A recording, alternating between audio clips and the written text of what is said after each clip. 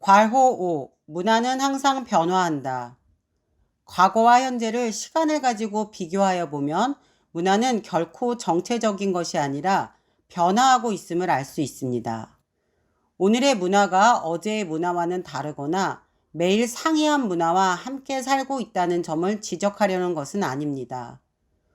고대 로마 문명이 하루아침에 생겨난 것도 하루 만에 망한 것도 아닌 것과 마찬가지로 문화가 하루 만에 전혀 다른 형태로 바뀌어 나가는 것은 아닙니다. 장기간에 걸친 문화 과정을 보면 문화는 점진적인 변화가 계속되고 있음을 알 수 있습니다. 소괄호 1. 문화의 변질. 사회의 문화는 수많은 부분들로 구성되어 있음을 살펴보았습니다. 이 구성 부분들을 음악의 연주 곡목에 비유해 문화의 레퍼토리라고 합니다. 사회의 구성원들은 이러한 문화의 종목에 젖어서 행동하고 생각하며 생활하고 시간이 지나면 종목이 바뀌는 것입니다. 어느 시기에 문화적인 종목은 오랜 기간이 지난 후 색다른 시대 상황이 처해 있음을 발견하게 됩니다. 물론 완전히 바뀐 것은 아니고 일부 같은 문화적인 요소가 남아있지만 이전의 문화적인 요소는 기능을 상실하여 없어져 버리거나 단지 문화유산으로 기억되기도 하고 바뀐 형태로 남아있기도 하며 새로운 문화 요소가 등장하여 향후 시기에 중요한 위치를 차지합니다. 소괄호 2. 변화의 요인. 동그라미 1. 혁신. 사람들은 일상생활 과정에서 그들이 당면하고 있는 여러 가지 문제에 항시 새로운 해결 방법을 고민하고 찾습니다.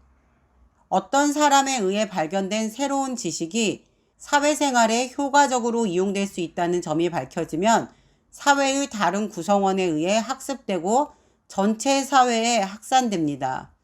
이러한 혁신적인 것이 사회의 한 부분으로 수용되어 굳어지면서 다른 문화적인 요인과 상호작용하는 과정에서 연쇄적인 변동을 촉발하게 되어 전체적인 문화적 변화가 발생하게 됩니다. 동그라미 2. 문화 접변. 혁신은 변동의 원인이 사회 내부에서 발생하는 경우지만 문화 변동은 외부적인 요인에 의해 일어나기도 합니다. 즉, 문화 간의 접촉으로 전파되어 들어온 문화 요소가 기존의 문화 요소들에 의해 변질을 일으키기도 합니다. 문화적인 요소의 변질이 내부적인 요인에 의한 것이거나 외부적인 영향이든 변동은 문화의 기본적인 속성의 하나임에 틀림없습니다. 이와 관련하여 모든 인간 사회가 끊임없이 변동을 경험하고 있지만 거기에는 안정을 유지하려는 경향도 있다는 점을 지적하고자 합니다. 동그라미 3. 변동과 균형.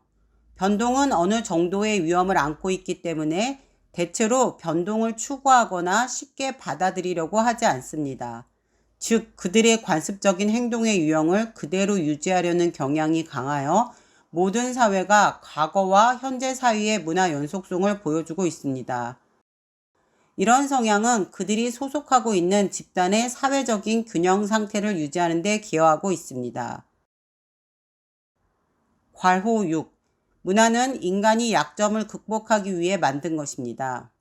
인간이 자연 속에서 적응, 생존하는 데에는 신체적으로 갖가지 약점을 지니기 때문에 이를 극복하기 위해 문화를 만든다는 것으로 풀이할 수 있습니다.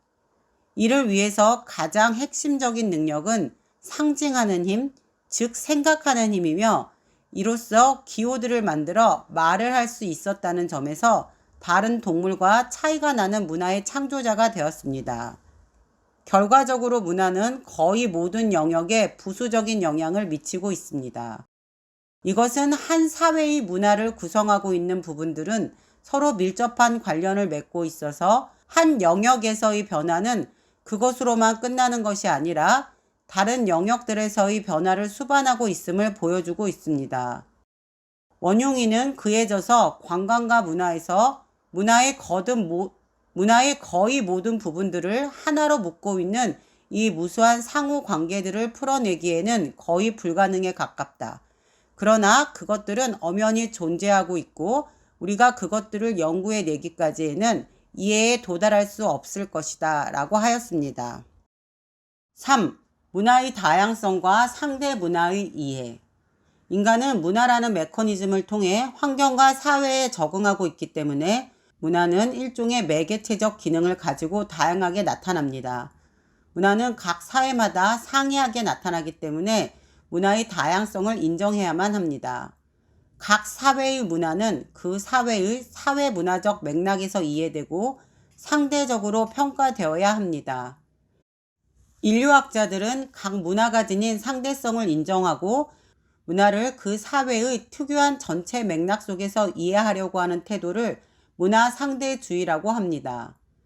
타민족의 문화를 자신이 속한 문화의 척도로 평가하고 해석하려는 자, 민족 중심주의의 태도로는 특정 지역사회의 타문화를 올바르게 이해하고 온전하게 해석할 수 없습니다.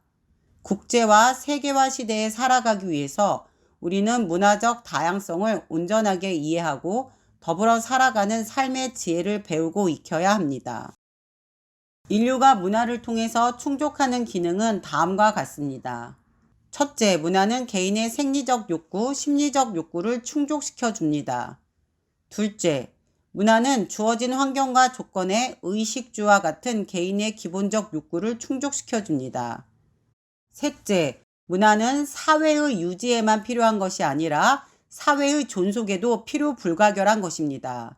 따라서 인류는 문화를 떠나 인간 세상을 살아갈 수 없고 문화를 떠나는 순간 인간은 자연의 세계로 돌아가는 길목에 들어선다고 할 수 있습니다.